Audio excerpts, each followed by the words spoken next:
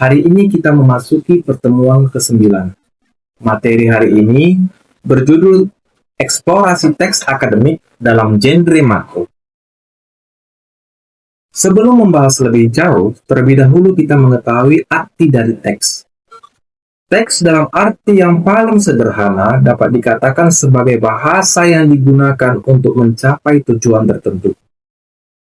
Tujuan ini selanjutnya dipandang sebagai orientasi teks.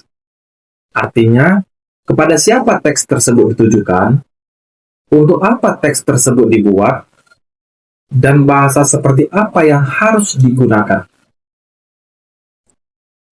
Misalnya, teks prosedur ditujukan kepada pembaca yang ingin mengikuti langkah-langkah untuk membuat atau melakukan sesuatu agar hasilnya sesuai dengan yang diharapkan.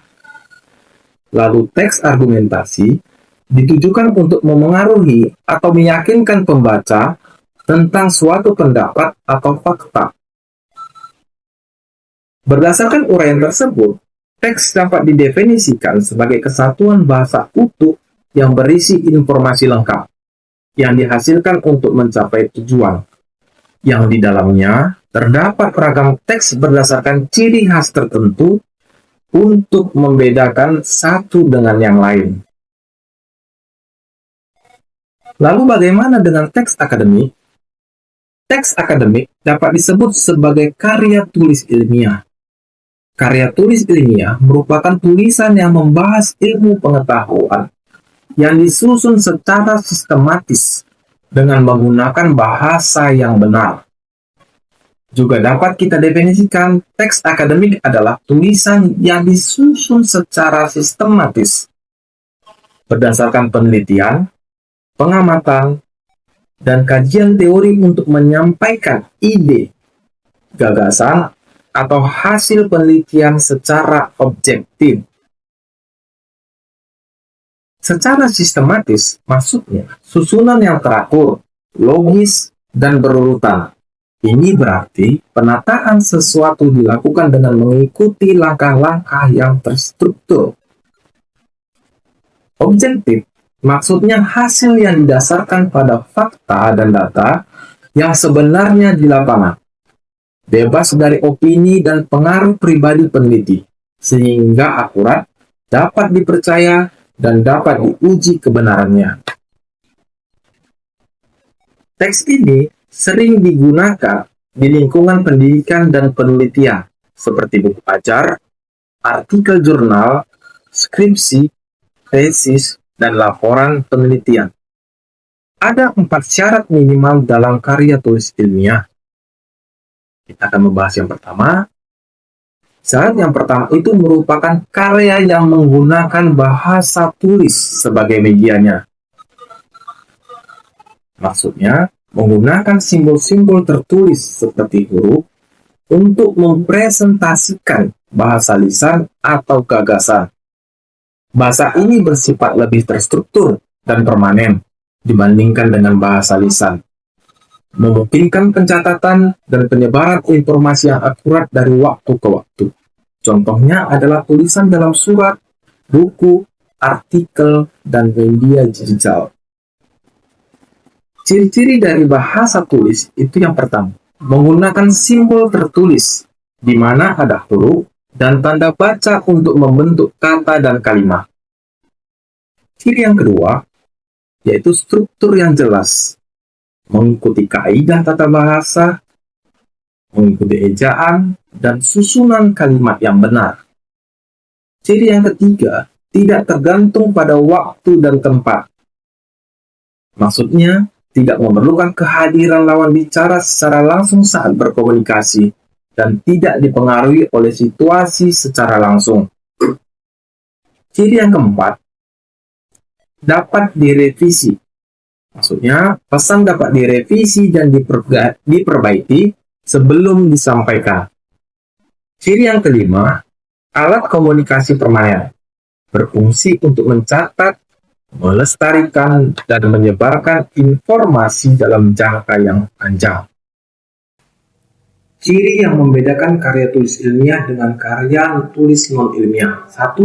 Objektif. artinya memberikan penilaian secara benar terhadap objek tertentu, menghindari pengaruh emosi, prasangka, atau interpretasi pribadi. 2. Faktual, artinya dibuat berdasarkan fakta yang dapat dipertanggungjawabkan kebenarannya. 3. Sistematis, artinya memiliki sistematika tertentu yang harus ditaati. Sistematika penulisan tidak sama persis untuk setiap institusi. Meskipun terdapat komponen-komponen utama yang bersifat umum dalam karya ilmiah, setiap institusi pendidikan memiliki pedoman yang harus diikuti. Misalnya, perbedaan tata letak dan format. Ini mencakup jenis ukuran font, spasi, ukuran margin, penomoran halaman, dan format kutipan serta daftar pustaka. Lalu ada perbedaan pada susunan bab dan subbab. Beberapa institusi mungkin menggabungkan hasil penelitian dan pembahasan dalam satu bab, sementara yang lain memisahkannya menjadi bab yang berbeda. Lalu ada istilah dan penamaan. Penamaan untuk tugas akhir bisa berbeda seperti skripsi, tugas akhir, atau karya tulis ilmiah yang mungkin memiliki sedikit perbedaan dalam fokus dan kedalaman penelitian. Lalu, ada persyaratan tambahan. Beberapa institusi mungkin memiliki persyaratan khusus seperti halaman pengesahan atau lampiran dokumen spesifik lainnya. Ciri yang keempat, memiliki metode. Artinya, disusun berdasarkan metode ilmiah tertentu. Langkah-langkah metode ilmiah dalam teks akademik secara umum. 1. Merumuskan masalah, yaitu mengidentifikasi pertanyaan penelitian yang akan dijawab melalui penelitian. 2. Merumuskan hipotesis, yaitu membuat dugaan sementara atau jawaban teoritis terhadap rumusan masalah. 3. Merancang penelitian, yaitu merencanakan dan menyusun instrumen penelitian untuk mengumpulkan data. 4. Mengumpulkan data, yaitu melakukan eksperimen atau pengumpulan data sesuai dengan rancangan yang telah ditetapkan. 5. Mengolah dan menganalisis data. Menganalisis data yang telah dikumpulkan menggunakan teknik yang sesuai, seperti analisis statistik atau kualitatif. 6. Menarik kesimpulan. Menarik kesimpulan berdasarkan hasil analisis data dan membandingkannya dengan hipotesis. 7. Melaporkan hasil penelitian, menyajikan temuan secara sistematis, logis, dan objektif dalam bentuk teks akademik seperti skripsi, tesis, atau artikel jurnal. Ciri yang kelima yaitu cermat dan jujur, artinya mengangkat yang sebenarnya atau tidak plagiat, membahas fenomena baru atau memiliki sifat kekinian, isinya tidak memihak, dan mengesampingkan pendapat yang tidak mempunyai dasar. Kemudian kita akan membahas tentang ciri teks akademik dari sudut pandang bahasa. Karya tulis ilmiah sebagai teks akademik dapat dibedakan atas beberapa jenis. Pembedaan ini biasanya dilihat dari sudut pandang isi, tujuan penulisan, maupun dari media yang digunakan. Secara umum, karya tulis ilmiah dapat dibedakan atas beberapa jenis. 1. Makalah. Makalah merupakan salah satu jenis karya tulis ilmiah yang ditulis dengan tujuan untuk pemenuhan tugas tertentu. Dalam dunia akademik, makalah biasa ditulis sebagai pemenuhan salah satu tugas mata kuliah ajaran tertentu yang harus dibuat oleh seorang mahasiswa yang sedikitnya berjumlah satu judul makalah untuk satu mata pelajaran. 2. Laporan penelitian. Laporan penelitian merupakan salah satu jenis karya ilmiah yang biasanya disusun dengan tujuan untuk menyajikan atau melaporkan kegiatan penelitian yang telah dilakukan. Secara khusus, laporan penelitian biasanya ditulis oleh mahasiswa program D3 sebagai salah satu syarat kelulusannya. atau sebagai tugas akhir yang harus dipenuhi. 3. Kertas kerja. Kertas kerja merupakan salah satu jenis karya ilmiah yang disusun dengan tujuan untuk melaporkan kegiatan tertentu yang telah dilaksanakan oleh penulisnya. Kertas kerja dapat pula disejajarkan dengan laporan kegiatan atau laporan kerja. Karya ilmiah ini biasanya disusun oleh penulis yang telah menyelesaikan kegiatan kerja tertentu, seperti kuliah kerja nyata, praktik kerja lapangan, atau program pengalaman lapangan. 4. Skripsi. Skripsi merupakan karya tulis ilmiah resmi yang membahas permasalahan dalam bidang tertentu yang digunakan sebagai syarat penyelesaian studi akhir jenjang sarjana. Skripsi merupakan bukti kemampuan akademik mahasiswa dalam penelitian yang berhubungan dengan bidang keahliannya. Sistematika dan teknik penulisan skripsi akan dibahas pada bagian lain atau pada bagian pertemuan selanjutnya. 5. Tesis. Tesis adalah karya tulis ilmiah resmi yang disusun oleh seorang mahasiswa sebagai salah satu syarat untuk menyelesaikan program magister atau jenjang S2. Tesis merupakan bukti kemampuan mahasiswa dalam penelitian dan pengembangan ilmu dalam disiplin ilmu tertentu. 6. Disertasi. Disertasi adalah karya tulis ilmiah resmi akhir seorang mahasiswa dalam menyelesaikan program doktor. Disertasi merupakan bukti kemampuan seorang mahasiswa dalam melakukan penelitian yang berhubungan dengan penemuan teori baru. 7. Karya tulis ilmiah populer. Selanjutnya kita akan membahas tentang ciri teks akademik dari sudut pandang bahasa. Ciri yang pertama, bahasa yang taat asas adalah bahasa yang patuh, konsisten, dan tidak berubah mengikuti kaidah atau pedoman yang telah ditetapkan, baik dalam hal teknik penulisan, kata dan pilihan kata, susunan kalimat, paragraf, serta unsur makna yang terkandung. Ciri yang kedua, titik pandang kebahasaan harus taat asas, baik dalam ragam dan modus. Ungkapan ini berarti bahwa penulis harus konsisten dalam menggunakan gaya bahasa, jenis bahasa, dan cara penyampaian. Yang dimaksud dengan titik pandang kebahasaan yaitu mengacu pada sudut pandang atau cara penulis menyampaikan informasi. Misalnya, apakah menggunakan kata orang pertama atau kata orang ketiga di dalam karya ilmiah. Dalam teks ilmiah biasanya menggunakan kata orang ketiga agar sifatnya objektif. Kemudian yang dimaksud dengan taat asas yaitu konsisten, tidak berubah-ubah, atau tetap pada aturan. Teks yang baik menjaga keselarasan mulai dari awal hingga akhir. Lalu yang dimaksud dengan ragam yaitu jenis bahasa yang digunakan. Dalam teks akademik, ragam yang digunakan adalah ragam resmi, ragam baku, dan ragam ilmiah. Kemudian yang dimaksud dengan modus yaitu cara atau bentuk penyampaian kalimat, seperti modus deklaratif atau pernyataan, modus imperatif atau perintah, modus interrogatif atau pertanyaan. Teks akademik pada umumnya menggunakan modus deklaratif secara konsisten. Lalu kita masuk pada ciri yang ketiga.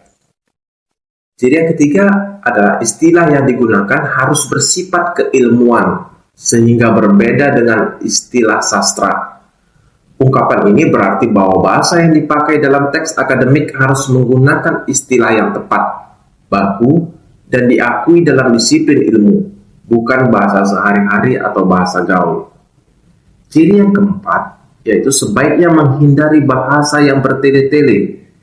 Bahasa yang bertele-tele adalah penggunaan kalimat atau kata yang terlalu panjang, berputar-putar, tidak langsung ke inti, dan mengandung banyak bagian yang tidak perlu, sehingga membuat teks sulit dipahami. Ciri yang kelima yaitu menghindari bahasa yang ekstrem, berlebihan. Penulis tidak boleh menggunakan bahasa yang melebih-lebihkan, dramatis, atau emosional karena dapat mengurangi objektivitas dan kredibilitas tulisan. Ciri yang keenam yaitu bahasa yang digunakan lebih menekankan pada aspek. Ciri yang ketujuh yaitu pemakaian kata kiasan sebaiknya dibatasi dalam teks akademik.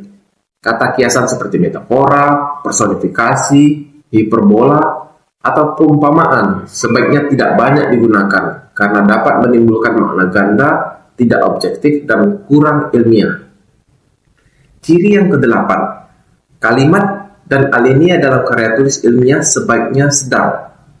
Dalam karya tulis ilmiah, panjang kalimat dan alinea tidak boleh terlalu panjang atau terlalu pendek, tetapi sedang. Artinya, cukup untuk menjelaskan ide secara jelas tanpa bertele-tele. Tujuannya adalah agar teks mudah dibaca, mudah dipahami, dan tidak melelahkan pembaca, tetapi tetap fokus pada satu gagasan utama. Baiklah, berikutnya kita akan membahas tentang perbedaan antara teks akademik dan teks non-akademik. Pada tabel ini, kita akan melihat 14 perbedaannya, dan kita akan mencoba membahas satu persatu. Yang pertama, teks akademik bersifat sederhana dalam hal struktur kalimat. Teks akademik dikatakan sederhana karena biasanya menggunakan kalimat simpleks.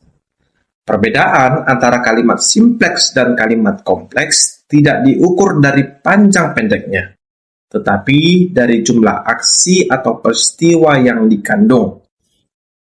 Coba kita lihat contoh. Mahasiswa yang peduli terhadap proses belajar adalah mereka yang giat belajar untuk mencapai cita-cita di masa yang akan datang. Kalimat berikut, jika diperhatikan secara sesama, terdiri atas 3 unsur, yakni subjek, finite, dan pelengkap. Kesederhanaan struktur pada kalimat simpleks terkandung ciri keilmiahan yang bersifat akademik sebagai bentuk pemadatan informasi. Kemudian, kita lihat poin yang kedua. Teks akademik itu padat informasi. Yang dimaksud dengan padat informasi pada teks akademik adalah padat akan informasi dan padat akan kata-kata leksikal. Kepadatan informasi pada teks akademik dapat dijelaskan dari 2 sisi. Pertama, informasi dipadatkan melalui kalimat simpleks. Yang kedua, informasi dipadatkan melalui nominalisasi. Contoh, variabel kemampuan menulis yang dimaksud dalam penelitian ini adalah kemampuan siswa dalam mengingat isi bacaan secara mendalam, yang dibuktikan kembali dengan kesanggupan menulis kembali isi bacaan.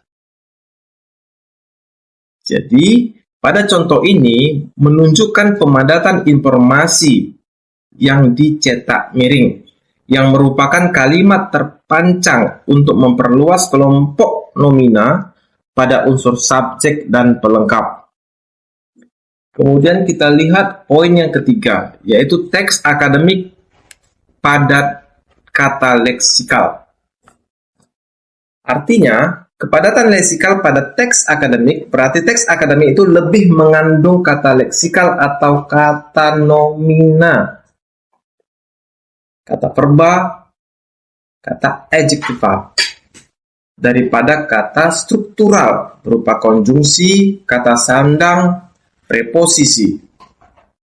Contoh, dasar teori untuk menjawab pertanyaan mengenai hubungan motivasi dan kinerja karyawan beserta variabel perantaranya, yaitu komitmen organisasi dan promosi.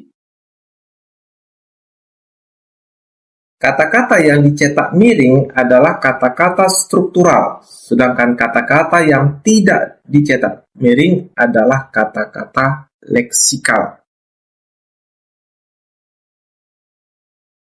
Kita masuk ke poin yang keempat. Teks akademik banyak memanfaatkan nominalisasi. Nominalisasi ditempuh dengan mengubah leksi non-benda seperti verba, adjektiva, adverbia, dan konjungsi menjadi leksis benda. Nominalisasi pada teks akademik ditunjukkan untuk mengungkapkan pengetahuan dengan lebih ringkas dan padat. Contoh, analisis uji dua rata digunakan untuk menguji perbedaan kemampuan antara satu kelas kontrol dengan kelas eksperimen. Contoh tersebut mengandung nominalisasi antara analisis dan perbedaan. Itu bisa kita lihat pada kata yang bercetak miring. Dua kata tersebut berubah menjadi dibendakan dari verba, menganalisis, dan memengaruhi.